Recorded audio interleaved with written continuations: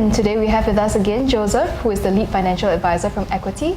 And today we are going to find out, are you a spender or a saver? So I guess a spender and saver, right? Although in the English language, right, they are antagonistic things, right? But in reality, okay, it's much more difficult to define. There are people out there, if you ask them this question, are you a spender or saver? And they are very ready to tell you, I am a saver. I put in a certain amount of money in a bank account every month. Okay, but if you ask a financial advisor, right, I would say, okay, when you save that money aside, do you spend it 3 months later? So these people are people who save to spend, right? But there's some people out there who also say that, oh, I'm a spender. I love to spend a lot of money.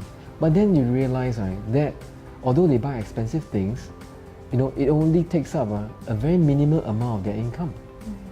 So they feel that they are spenders, but actually in numerical terms, they're really savers. But how does that work? How does that work? Right? Okay. So when it comes to spending, okay, by right, you shouldn't spend lesser than 50% of your take-home income, and you shouldn't spend more than 70% of your take-home income. If you spend less than 50% of your take-home income, right, it means you might not have enough time to spend your money. Right? Maybe your work demands are very great. Right? Or you don't have any personal interest to spend the money on, and your life becomes boring, and you might find a new job to get out of this mental state. But if let's say you spend more than 70% of your income, it means that your quality of life has not been fulfilled. You will also find a new job. You will also feel very constricted. You want more salary. As for saving, okay, generally speaking, we say you need to save at least 20% of your take-home income, 20 to 30%, right, to reflect positive financial behavior. Right? But I have to say that 20 to 30% is not just about putting money in the bank, because it depends on which stage of life you're at. Right? If let's say you're saving up for a wedding, you're going to have your event in a couple of years' time, okay, that 20 to 30%, the larger constituent should be cash, because you need to pay for things in 2 to 3 years' time. Right? But if today you're, say, 45, your children are older, you're going towards retirement, that 20 to 30%, it'd probably be better if you do a bit more investments. Okay, but I think it's important for me to point out that if you're an individual, right, you just need to worry about your own psychology, right? But if you're in a matrimonial union with another person, okay, it's best if the psychology of the family is the same when it comes out to this. And how do we do that? Okay, by establishing the same financial goals, personal goals also. Right? When the goals are the same, then the financial behavior will be the same. But some couples, they do it in a way whereby I save my portion, I earn my own money and I save my portion, I'll keep it with me, and then you save your portion and then you keep it with you. At the end, when we're going to do that thing, we take out both our money to do it. And it's not wrong.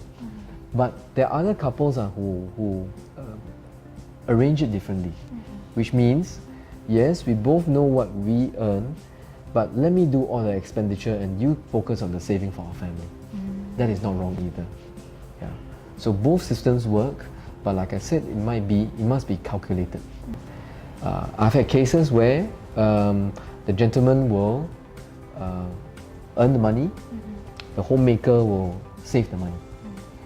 And then we find out that the money that's been given to the homemaker, she didn't save the money.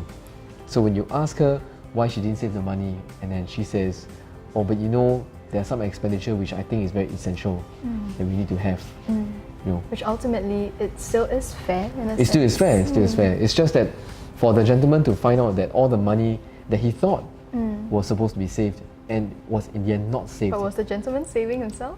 No, he was not. Oh, because so the both of them were not saving. so the system was like that. So okay, you take care of the domestic part of the operations at home. Let me go out there and do the career case, and the money. It's the communication that has not been strong enough. So it was lucky because you know, when the male was my client, and I said, you know, maybe we should speak to your wife because you know the family expenses is. So that was according to her. when he found out. When they found out, so this communication was bridged when I went in to speak to the wife also.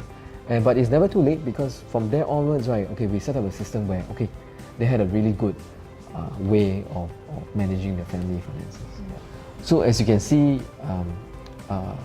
somebody in my position was drafted in. It wasn't really a problem. It was just an underlying financial situation. There are more cases where there was a debilitating aspect in their finances that was growing larger and larger, and nobody was willing to talk about it. Yeah, so these couples really need for me to go in and solve a problem. Alright, but I guess we'll leave it for the next episode then. Sure. Thank you so much for watching, and we'll see you next episode.